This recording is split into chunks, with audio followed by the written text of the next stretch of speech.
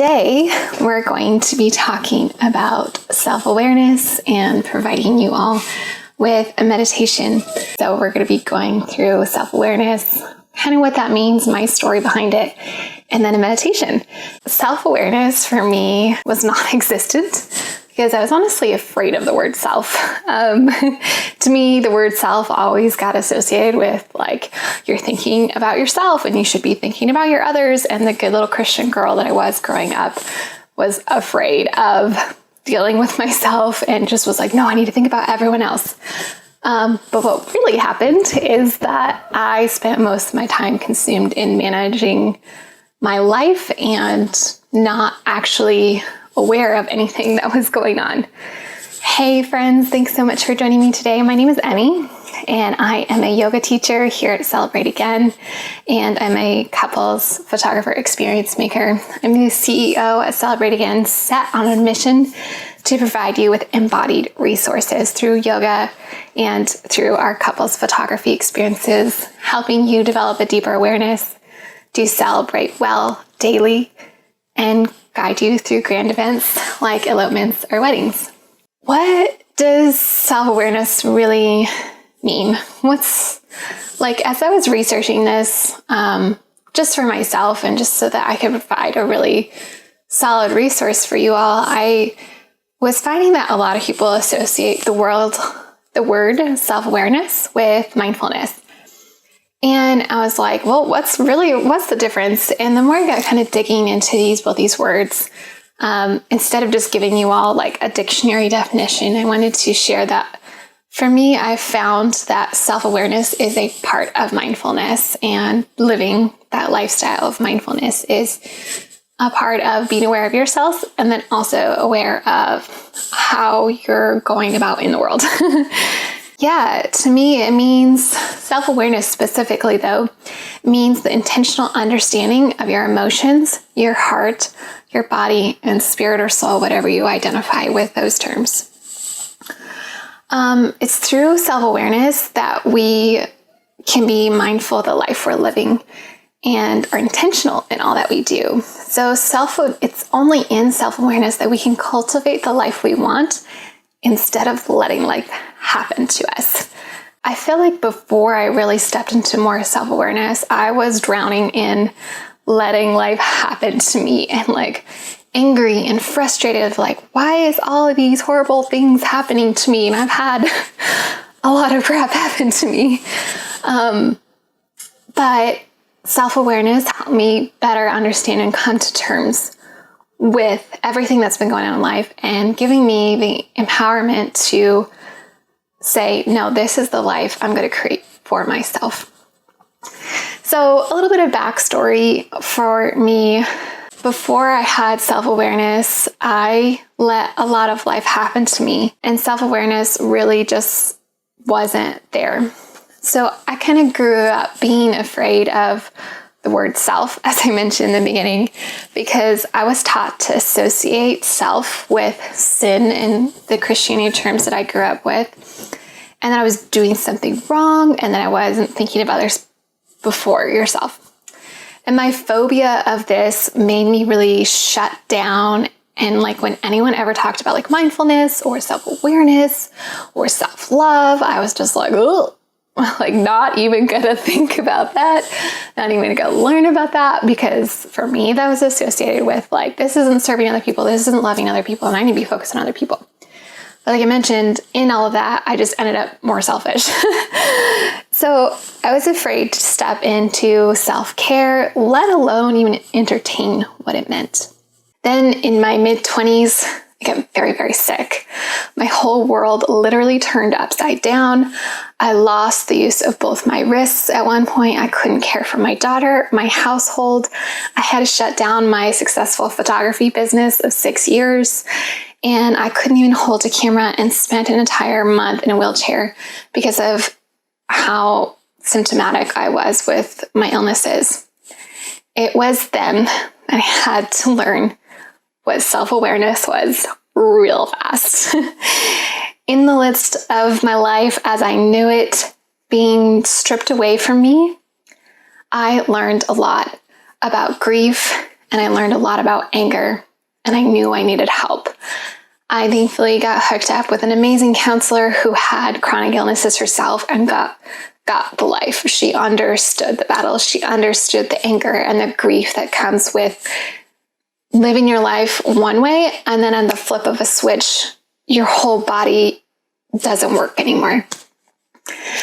And it was through working with this counselor that I really got to deal with some of my grief and working with other counselors. And through my process, I had to learn about my emotions, feel them, even though I was absolutely frightened that they would consume me and eat me alive. But let me tell you a secret. They won't. I have become self-aware of my body because it's demanded my attention. So having lost the ability of being able to do all of my favorite things, I used to be an avid dancer, a rock climber, snowboarder, just general adventurer. Any adventure, I would be like game to go on it. And when I got sick, I had to stop doing that.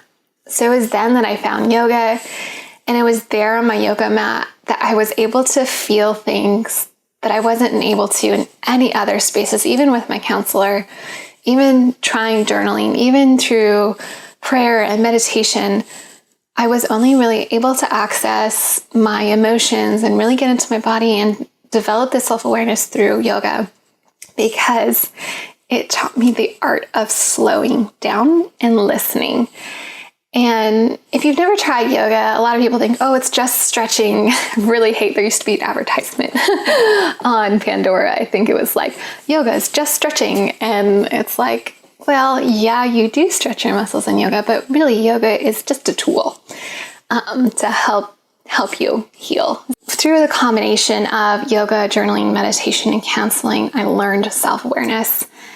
And it's why I am here creating self-care yoga for all of you through meditations that I share live and through my self-care yoga meditations, because I feel like we all need more resources in our lives to support and give us permission to take care of ourselves.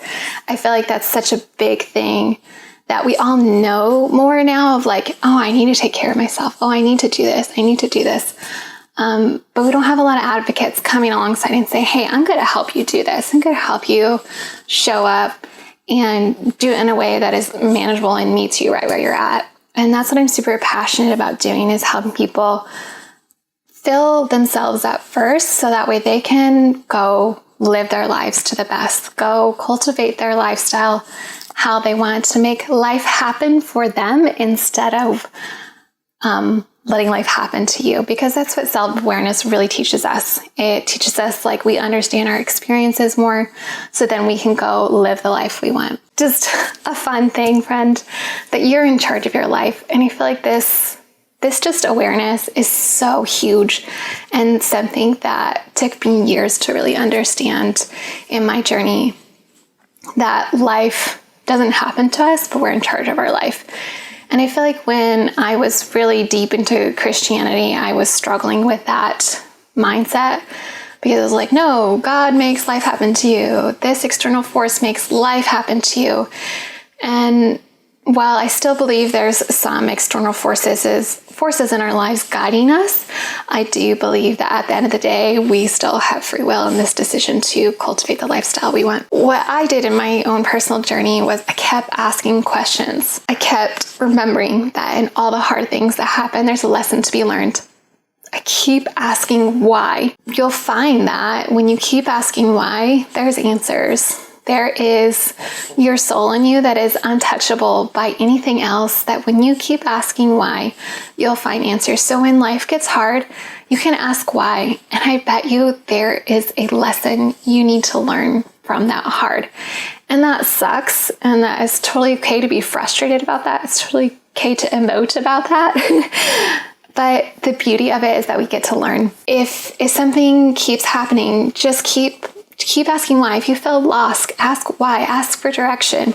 Ask your inner self, your spirit, your soul, whatever you want to call it, for direction. And you'll find that at the end of that, you are being held up. So in keeping asking why, you'll find that beneath the darkness is light literally holding you up. And I love this metaphor that when we're practicing yoga, there's this whole concept of grounding and this element of staying grounding, being mindful of where your feet are, where your hands are, and literally embracing this reality as humans that we get to experience on planet Earth, which is the ground literally holding us up. And I love that vision for us to move forward in life, because it reminds us that when life feels chaotic, when life feels overwhelming, that we are always grounded. We are always being held. We're not free falling. There's reason behind everything. And that can be frustrating and overwhelming to accept sometimes. But it is a grounding truth we can rest in. And it is a journey to remember that. And it is a journey to hang on to that. And I just want to fully acknowledge that. Maybe you're on a different journey with your self-awareness, and you are wondering, okay, how do I practice more self-awareness? So I want to leave you all with some tips on what I've done that helped me in my self-awareness journey, from being really sick, being forced to deal with myself, and to manage and deal with all the hard emotions. And so here are some exercises that I use pretty often. So often we can live our lives reactively, meaning things happen to us or we react to it. And when you get in that rhythm and flow of life, it's good to take a step back and say, why? Why am I reacting to this? Deal with your emotions. Sometimes we can't ask why right away. Sometimes we have to deal with our frustration, deal with our anger, deal with our grief, deal with the loss, and then ask why. Why am I reacting this way? Why is this happening? Journaling through that, sitting with yourself, taking some deep breaths to just really tap into a part of your brain that can't be accessed when you're in the height of emotions.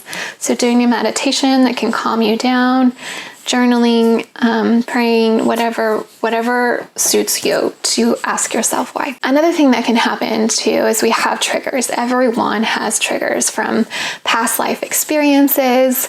When you're thinking about triggers, we're all triggered by different things. So again, kind of the same thing of when you're reactive to something is taking a step back, slowing down, slowing your breath, finding ways to get out of that fight or flight mode. And where you're feeling tense and overwhelmed, and really slow down and think about why this is, and really start to process that. Meditation is also a great self-awareness tool, and it is great to follow up a meditation with journaling. So a lot of times when we're meditating, whether we're going through a guided meditation or our own meditation, our brain accesses points that we didn't have before. And it can be super helpful in our self-awareness journey to really step in those moments after meditation and start to process. Another tool I personally love, of course, is yoga. And again, like I shared at the beginning of this, is how yoga is just a tool and a resource and a great place to process and build that self-awareness. I love it too, because not only does it teach you self-awareness of what's going on in your emotions and your minds, and especially how I teach is in a way of really catering to your self-care.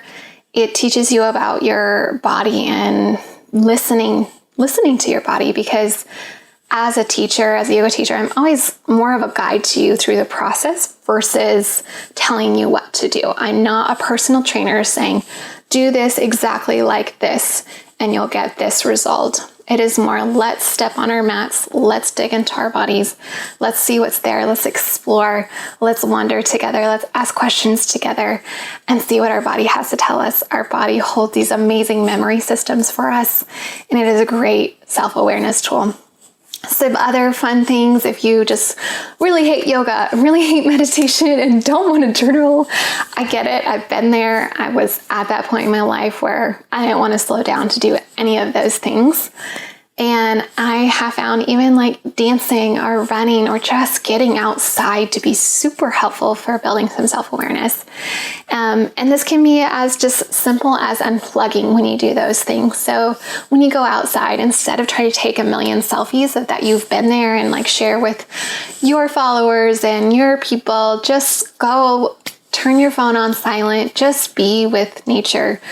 Try and notice some beautiful things along in the journey and just notice how you feel in reaction to your environment. And you'll notice that in just that small practice of slowing down when you go outside, that just a lot will kind of come up and you'll have freedom and space in your brain and in your processes to deal with everything that's going on in your life. And one other thing I want to mention about going outside is if it's safe for you and you have a safe place to do this. I know sometimes like parks and stuff can't be safe because of chemicals they spray in the fields, or if you have a weakened immune system like me, this can be dangerous, and things like that can be tricky to get outside barefoot. But if you have a backyard where you don't spray chemicals, or you have a friend who has a backyard that doesn't spray chemicals, or you have a sand pit close by, or you live by a beach, or you can go to a trail that is not well walked upon and go barefoot, just even if it's just for like a couple steps, to just really get your body connected back to the earth. We live in such a technology brain space that it is so powerful for our souls and our own self-awareness journey to get connected back with the earth. This can also be as simple as gardening, if you love gardening, and getting your hands dirty and just connecting with the roots of who we are as human beings. As always, I'd love to leave you all with a meditation to step into self-awareness. If you're jumping in and you're not feeling ready for meditation, you can just pin this back for later. Do it before bed, do it the next morning, set a little reminder on your calendar to come back and do this. And let's hop in. So come into a comfortable spot. I honestly love to meditate just really leaning back on my pillows in my bed or laying flat on the floor. And the reason for that being is it's really helpful to get our spine in alignment, because this helps align our energy systems that are in our bodies. So a lot of times if we're meditating and we haven't done a lot of core work, which most of us, unless you're super athletic, and especially if you've been home a lot this past year, it can be a lot to sit up straight for 5 to 7 minutes without having some of those energy systems start to collapse, and usually with our shoulders. So I always like to support my body instead of judge my body, and lean back in a chair or lay all the way down and honor your body where it needs to be. So come into your spot, however feels good in your body, and find a soft gaze in front of you, or you can close your eyes if that feels safe to you. And if you're sitting up, just lift your shoulders up to your ears and roll your shoulders back and down your back to open up your heart space. If you're laying down, you can kind of wiggle your shoulder blades underneath you, and that can open up your heart space too.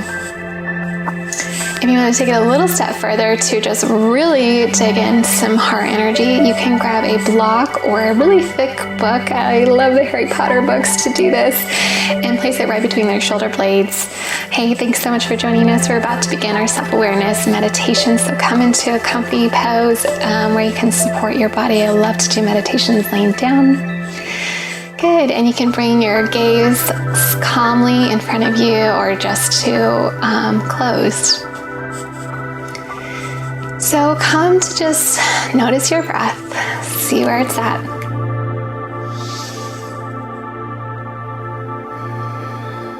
Sometimes, and most often, our breath can be high up in our chest. What we want to do is bring it deep into our belly.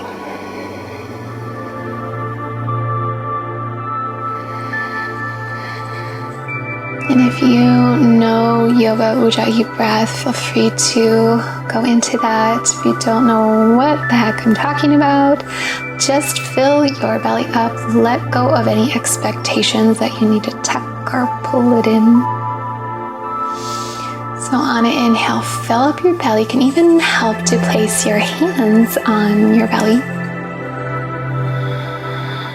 Feel it expand. And then exhale, feel it contract. Good. On your next inhale, fill up your belly. And take one more sip in, filling your rib cage, expand front and side. Good, and then exhale, contracting your rib cage and then contracting your belly. Good, let's do that again. Inhale through your belly, inhale to your belly. So keep going at this breath and then inhale in, exhale out. Good. I want you to really use your imagination here and imagine that you are in a boat or at the top of a tree. I'll let you pick which image suits you better.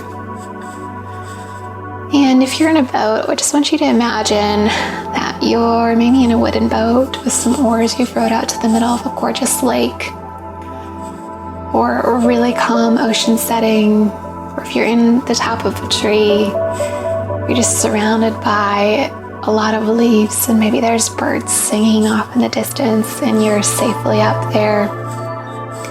And same in the boat, you're super safe in the boat. There's no storms coming, there's not a cloud in the sky that's threatening.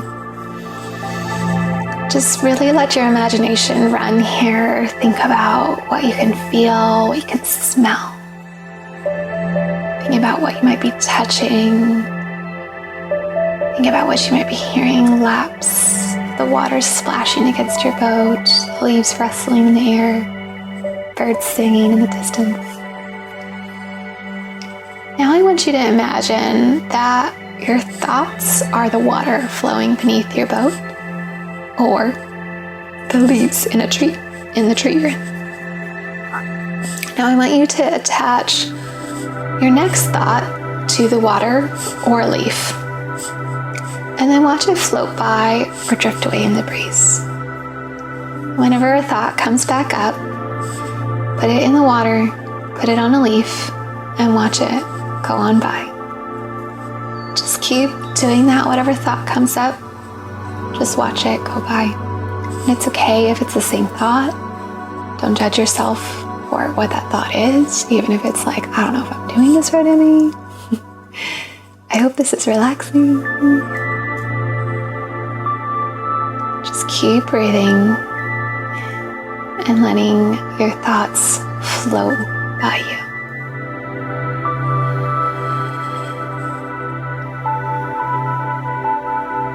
Keep noticing and keep letting go. Inhale, exhale. Keep noticing and keep letting go.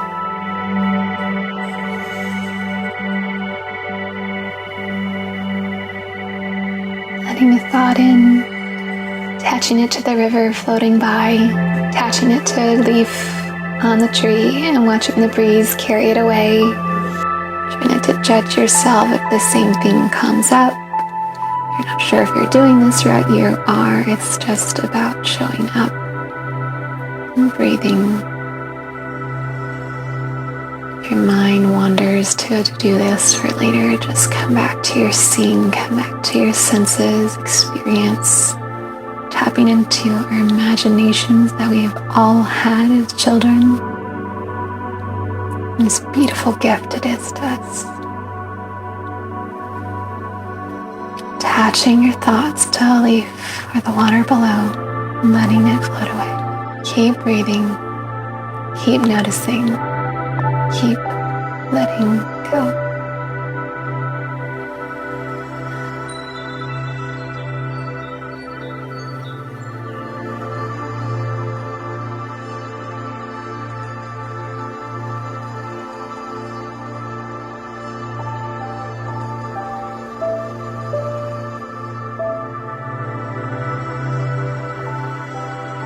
Feel free to turn this off and stay in this meditation as long as you want.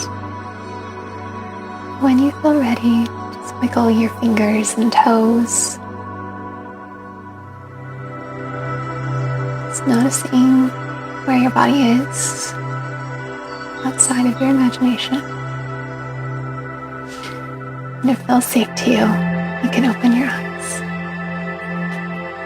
Thank you, friends, so much for joining me today. I'd love to know how this was for you. Feel free to share this with a friend who might need this.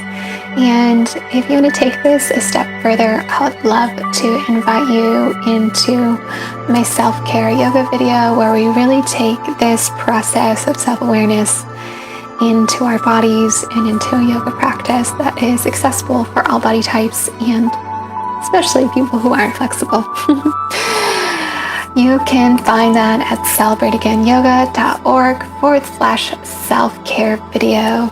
And that is a freebie, that is a full-length class I would love to give to you all and hope it helps your journey further. And again, that's at celebrateagainyoga.org/self-care video. And if all of this has been super beneficial and you want to just go deeper on a more regular basis with me, I would love to invite you into my self-care yoga membership, where I have different access points of what can serve you and what you need right now in your journey. And you can find more information about that at celebrateagainyoga.org. And I hope you have a lovely day. Let me know how this was for you in the comments below, and we'll chat soon. Bye-bye.